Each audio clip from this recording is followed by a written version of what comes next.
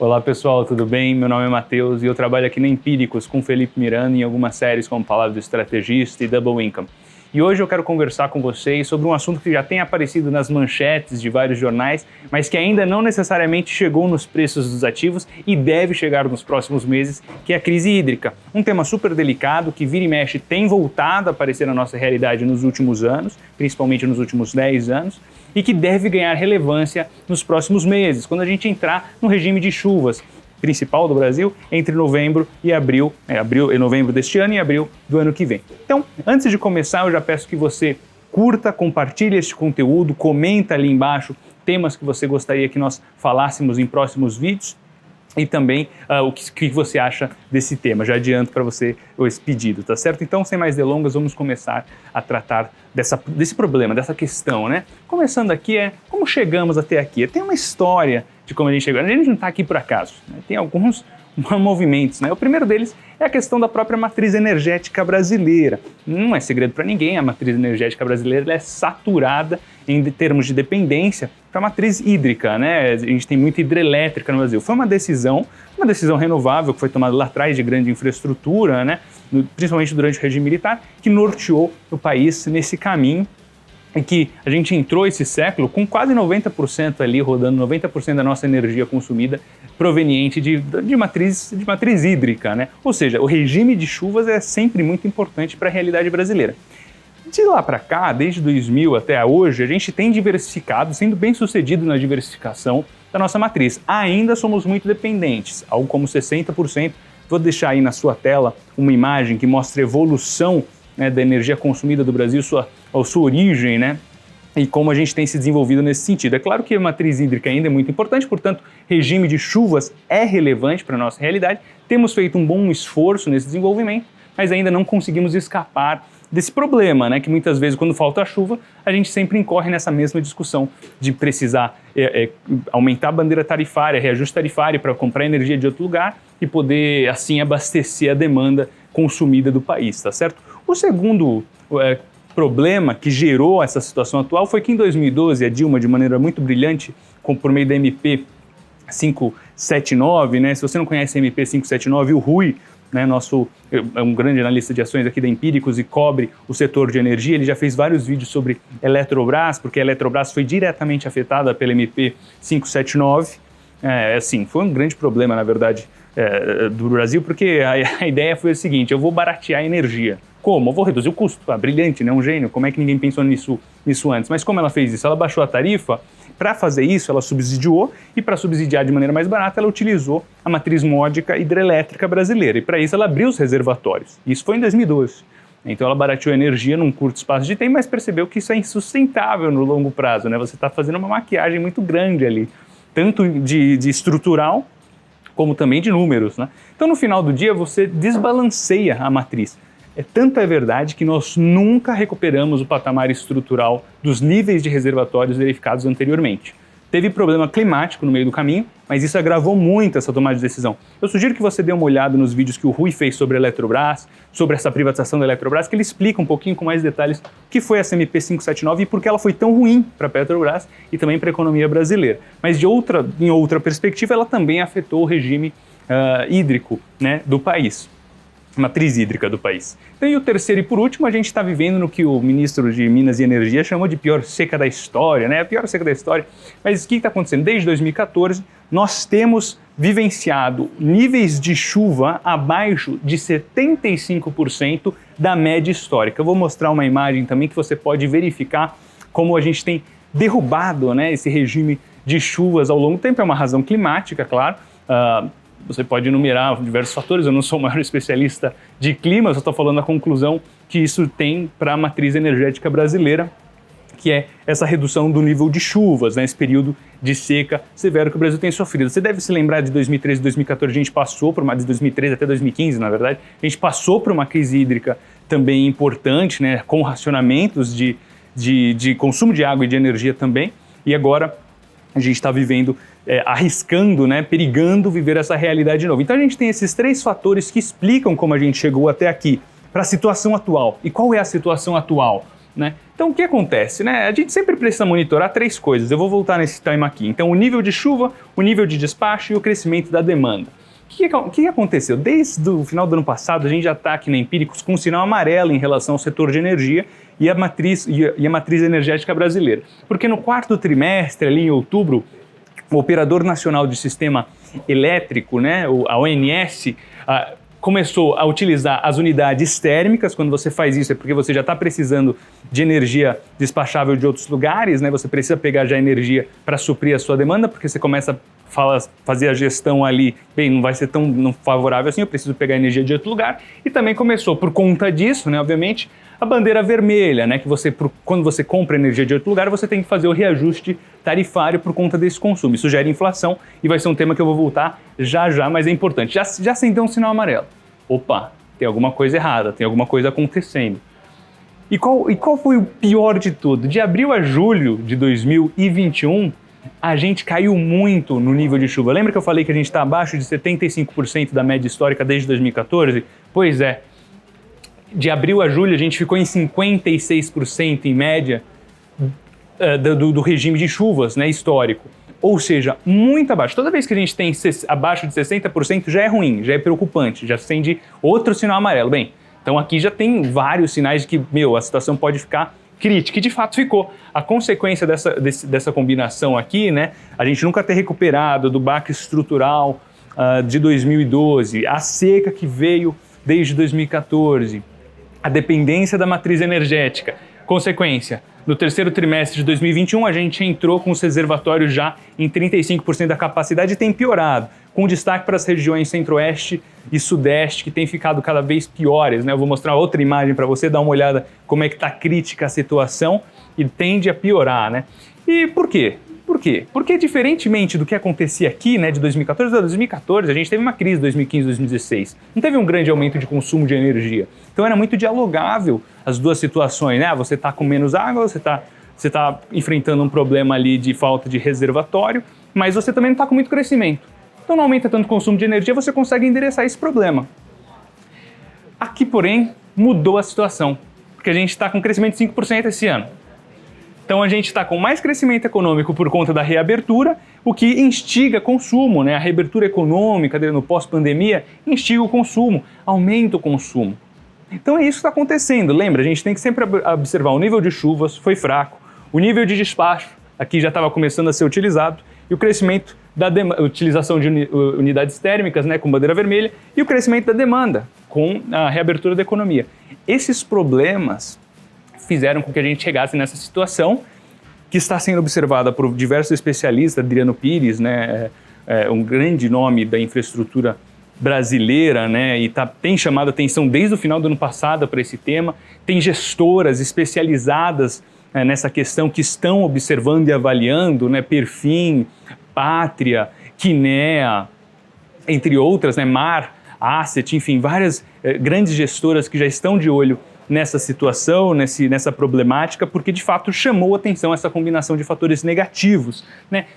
Tem solução, mas tem desdobramentos para essa solução. O problema é solucionável, ele é endereçável. Como? Tem 6 cartas que o governo tem na manga para endereçar essa questão da queda da capacidade e da provável falta de energia se não melhorar essa situação. A primeira delas é utilizar 100% das usinas termoelétricas até o final do ano que vem. Por quê? Porque você precisa reabastecer esses reservatórios. Então você não utiliza a água por um tempo, deixa ligada as usinas termoelétricas e daí você consegue encher de uma maneira mais salutar os níveis de reservatório. Qual é o problema? Isso é caro, né? Você vai pressionar preço por mais tempo. E segundo, essas usinas termoelétricas fazem parte de um sistema emergencial do país e não são projetadas para funcionar 100% do tempo, o que enseja manutenção em períodos, que reduz capacidade por certo tempo, e manutenção tem custo é repassado para o preço da energia mais inflação. Então, além do custo da energia, tende a ficar ainda mais caro. Segundo, importação de energia também pressiona preço. Energia de onde, né? Argentina, nossos irmãos aqui latino-americanos. Importação de gás da Bolívia também, para usar as térmicas a gás, uma energia de transição super importante. A gente já falou várias vezes, eu já falei vários tipos de energia de transição aqui no canal da Empíricos, até energias renováveis, outras energias menos, mas importantes para a transição energética. Gás é uma delas. Outro, no Mercado Livre, né, que é mais ou menos 30% do consumo, proposta de redução de demanda. Quinta, menos relevante, porque é mercado cativo, residência não tem tanta importância, mas proposta de redução voluntária também. São abordagens que o governo pode utilizar para tentar gerenciar um pouco dessa crise. Mas tudo, invariavelmente, vai passar por uma questão, que é o ponto 6, 1, 2, 3, 4, 5, 6, que é a questão das chuvas. Se não chover, azedou, né? A situação vai ficar ruim. Tem outras alternativas, né? A utilização de reservatórios no norte, no nordeste, mas teriam desdobramentos problemáticos, né? Por exemplo, Sobradinho, se você utiliza, estavam ventilando ali, levar a capacidade de Sobradinho para 15%, levar para cá a capacidade, essas águas, né? Para justamente utilizar. Mas se você joga para baixo nesse nível Sobradinho, 15%, demora em média 4 anos para você conseguir reabastecer. Então, meu Deus do céu, é outro baque estrutural problemático pensar nisso. E o racionamento que ninguém vai querer, por quê? Porque ano que vem é ano de eleição. Quem vai querer um racionamento de energia na véspera de eleição? A gente até teve, né, de 2013, ali, 2014 foi a eleição, 2013 a gente até teve já desdobramentos práticos de racionamento de água, né? Incentivando o consumo consciente, porque aqui no Brasil as águas têm multiplicidade de funções, né? Você consome, você usa elas como hidrovias, você usa ela como matriz energética, então elas acabam sendo uma só. Você acaba tendo que dialogar com vários problemas de uma só vez, né? Logística, abastecimento de águas da população, saneamento e questão energética também, um negócio maluco, mas acontece isso no Brasil. Bem, e para que tudo isso? Para que são essas cartas na manga? Para evitar blackout, porque a gente está em 35 caindo, né, chegando a 30, etc., de capacidade, chegou a 10, risco de blackout real, e daí risco de blackout, meu Deus do céu, não quero nem pensar o que vai acontecer, porque daí afeta crescimento econômico, esquece crescimento econômico, bagunça todas as previsibilidades zero, e a gente está no meio de uma pandemia, tem 1.000 pessoas morrendo por dia quase no Brasil ainda. O que acontece se isso aqui começa a faltar energia nos locais? Apagão, né? Risco de apagão. No início do século teve problema de apagão, porque o país não estava preparado para o crescimento do plano real.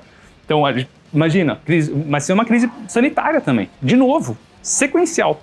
Então não pode acontecer, isso tem que ser evitado. Tem solução, precisa que chova.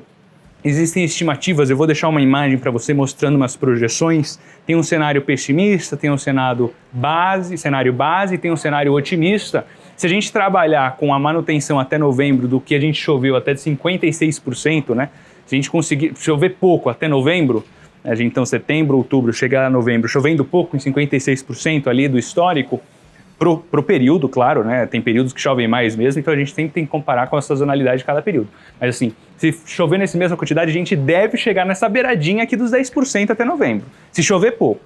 Se chover de maneira mais salutar, a gente chega com um pouquinho mais de folga. Mas se chover pouco, a gente deve chegar com entre 10 e 12, até 15% ali da capacidade. Chovendo pouco. Se chover um pouquinho mais, chegar a 60% pelo menos, que é o mínimo para a situação não estar tão ruim, a gente já começa a ter uma previsibilidade de 17%, talvez 20%, como você consegue ver nesse gráfico que eu estou te mostrando. E daí, na segunda pernada, que é a janela que a gente está interessado, é de novembro a abril. Choveu aí, daí a gente consegue endereçar bem a questão, com possibilidade de passar de 50% de novo da capacidade, deixando a gente de folga. Claro, isso aqui não muda o plano, né? Deixa a termoelétrica utilizando, vai ficar cara mesmo, vem inflação, vamos para cima, tem desdobramentos para a economia, tudo bem, mas pelo menos a gente afasta esse risco de blackout e tenta endereçar essa questão, que é estrutural, né? A gente tem que enfrentar esse período de seca. Isso passa uma lição muito importante de continuidade dessa diversificação da matriz hidrelétrica, que é um problemático. A gente precisa continuar procurando fontes renováveis, eólica, solar, térmicas e nuclear também, por que não? Enfim, eu falei de urânio, né? Quem viu meu vídeo de urânio aí, dá uma olhada no meu vídeo de urânio, eu falo de energia nuclear, como isso é potencial, hein? E tem várias outras energias, né? Falei de fronteira também, né? Porque no Brasil também, por conta da Constituição, você precisa de energias módicas que a população consegue consumir, né? Enfim, mas de qualquer forma, a gente precisa endereçar essa questão estrutural da matriz energética. Mas para isso, tem solução, a situação é delicada, mas existe um risco de não acontecer, né? Chover, a gente vai ter que fazer o quê? Rezar? Eu não sei o que a gente tem que fazer. Então, assim, é complicado. A gente precisa esperar para ver como vai ser a questão da chuva. Caso não aconteça, a gente tem as outras questões aqui para endereçar, mas ninguém quer racionamento, né? Mas se não chover, vai ter que ter essa saída. mas é ano de eleição, problemático, as pessoas não vão querer, vai ser super polêmico, vai ser um racionamento meio torto, né? Ninguém vai conseguir fazer os negócios direito, que nem a gente fez na pandemia, sabe? Ninguém quer fazer direito, aí fica um negócio meio torto, aí não sai nada bem. E quais são os outros desdobramentos? Né? Primeiro, aumento da inflação, porque a gente está falando aqui de importação de energia, importação de gás, consumo de energia térmica, né? Das manutenções das usinas térmicas. Isso pressiona a inflação. A gente teve agora a bandeira, uma nova bandeira, né, de revisão tarifária, que é a da escassez hídrica, né? Criou-se isso, que já vai impressionar em setembro agora 30 pontos base do IPCA nas nossas projeções. 30 pontos base. Portanto que você já tem projeção de IPCA para 2021 a 8%, ano que vem 4%, que é problemático, né? Então a gente já está falando assim, o processo de normalização das taxas de juros do Copom vai ter, olha como tudo está correlacionado, né? Você está jogando, o juros vai precisar ficar ainda mais acima do patamar neutro, já está caminhando, a gente deve fechar o juro no ano com o juro o quê? 7,5? 7,5, provavelmente. Isso é bem acima do patamar de juro neutro, né? Que é 6, 6,5. A gente vai caminhar mais para tentar ancorar essa expectativa de inflação? É uma possibilidade. Daí você machuca a bolsa, você machuca a atratividade para investimentos em ativos reais. Você atrai até recursos de fora procurando aquele carry trade, né? Mas é um capital mais especulativo, não é um capital de 5 anos. Mas enfim, é um problema. Inflação aqui é uma questão que vai ficar cada vez mais no nosso dia a dia. Voltou, né, de maneira bem forte. E também o aumento do prêmio de risco, né? As pessoas ficam receosas de investir num país que está enfrentando uma possibilidade de uma crise hídrica. É problemático, então a gente fica receoso. Então, qual é a conclusão disso tudo? Né? A situação é delicada, mas como eu mostrei naquele gráfico, não é impossível. Não é impossível. Tem já respaldos na inflação, a gente já vê a maior explicação de alta do IPCA é a habitação, a questão energética ali, a conta de luz ficando mais cara. O bolso do brasileiro sente, né? Aumenta a inadimplência nas distribuidoras porque o brasileiro não consegue pagar, né? Tem poder de compra baixo, tem muito desempregado, etc. E tal. A inflação machuca principalmente o pobre no Brasil. Então, a situação é delicada, pode ser endereçada, mas é difícil, tá? Então a gente tem que seguir diversificando nossa matriz energética. Daí chega para mim 2 nomes, né? O primeiro deles é a Eneva.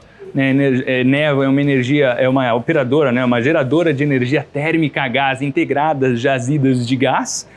Você vê, está aumentando a utilização de energias térmicas, ela consegue despachar por um preço mais caro, contratar energia ali positiva, aumenta a contratação de energia de Eneva, pode ser positivo para ela, definitivamente, até mesmo porque é uma energia de transição, né, térmica a gás, então confio bastante no nome Eneva.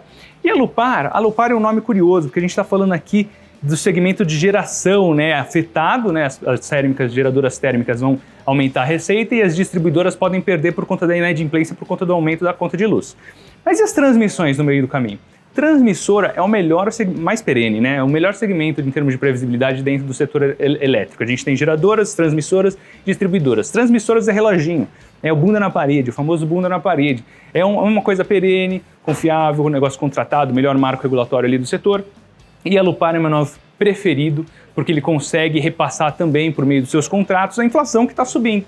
Então acaba sendo um negócio mais conservador para você também ter exposição em uma boa infraestrutura. O gargalo estrutural energético brasileiro é grande, tem muito que se desenvolver.